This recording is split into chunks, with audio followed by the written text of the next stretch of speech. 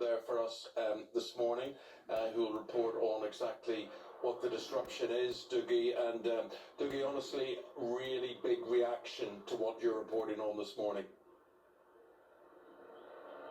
Well, it is, and it's a big reaction in the Republic of Ireland because, I mean, the people here are basically saying we've had enough. You're not listening to us. We haven't got the infrastructure for this. I mean, the population here has grown so much in the last decade, and now 1/5 of Ireland's population no longer identify as Irish. And of course, this is a small island with its infrastructure. It has good roads and stuff, but I mean, its actual schools, hospitals, rail networks cannot take that sudden growth. And people are very, very worried about what's going on. And I think it was George Orwell that first said democracy is the ability to tell people what they don't want to hear. And politicians here don't want to seem to be telling the people or listening to them. And it's going right across Ireland. In fact, with me now is a guest, Michelle Keane, and Michelle is from County Kerry, and Kerry is one of the biggest tourist places in Ireland. Michelle, what's happening there? Hi, Dougie. Well, what's basically happening in Kerry is we have over 8,000 beds being occupied by asylum migrants.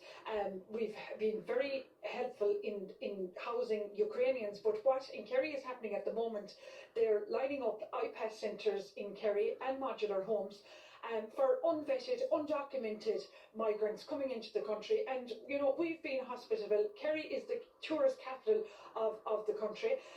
You know, live in Knocknagoshel. It's only 22 minutes back the road to, 22 miles back the road to Killarney and Dingle. You know, while Kerry is open to tourism, to business, like you've fantastic towns in Ireland like Listowel, Castleisland, Tralee, you know, Ballybunion, Killarney and Dingle. And, you know, this antisocial behaviour, people are afraid of what it's going to bring and, you know, what's going to happen. Like, you know, basically, look, Dougie, if I went to Italy and I didn't have a passport, I wouldn't be allowed to you know, enter their country. So I'm of the opinion, which 90% of the Irish people are of the opinion, that no entry, no passports, no entry. You know, and people are very frustrated. And, you know, I'm here today, drove up from Kerry to take part of this peaceful protest in solidarity and, you know, in compassion with the people of Coolock, because this can now happen in any other town in Ireland, because these IPAS centres are popping up everywhere. And you know, the two gentlemen that have bought this site, Paul Collins and Peter McGarry, you know, they have an awful lot to answer now for this scene here in Coolock, like where, you know, this building behind me, the Old Crown Paints Factory, I believe has been burned down 3 times.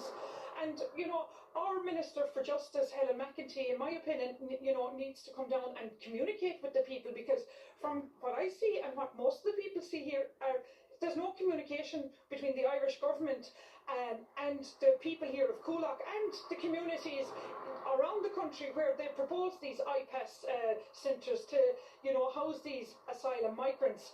And, you know, people are very frustrated at the lack of communication.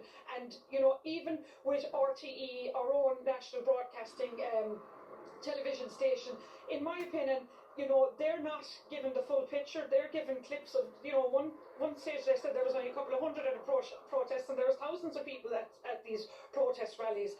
And, you know, people of Ireland are paying, you know, their licence fees, and, you know, now they're saying we're not watching, you know, RT News anymore. We're not getting the truth. And here we have great people like yourself covering the events and letting the world know what's happening in Ireland. Because even we see there, JD Vance now is supporting the Irish people, and he's written to the, you know, the American Irish ambassador for America and asked her to, you know, for the government to reconsider this legislation of the hate speech bill. But this is all European legislation. Yes. It's coming from Europe across. It's coming from Europe, and we're being dictated by Europe. And, you know, I was against this EU migration bill being passed through the Dáil Éireann, along with the majority of the people in Ireland. And, you know, we knew, you know, we could foresee what's coming and happening in our country. And people, you know, we're a small island, like, you know, we've been so hospitable to all, you know, the Ukrainian migrants that were fleeing a war.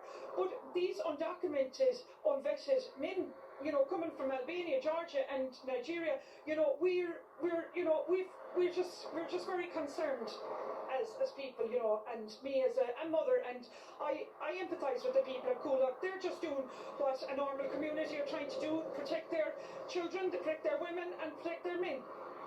So there you go, Eamon. That is from a very, very nice area of Ireland. And so it is proof, if you ever need it, that this is happening right across the island. And the politicians here don't seem to be listening to what's going on. Now, Dougie, I tell you what we're going to do. We're going to go to the commercial break. We've got so many comments and queries about what you're doing there, what the situation is, and we're going to get you to answer those and take some of these inquiries right after the short break. Yeah. Don't go Don't anywhere. go anywhere. Right.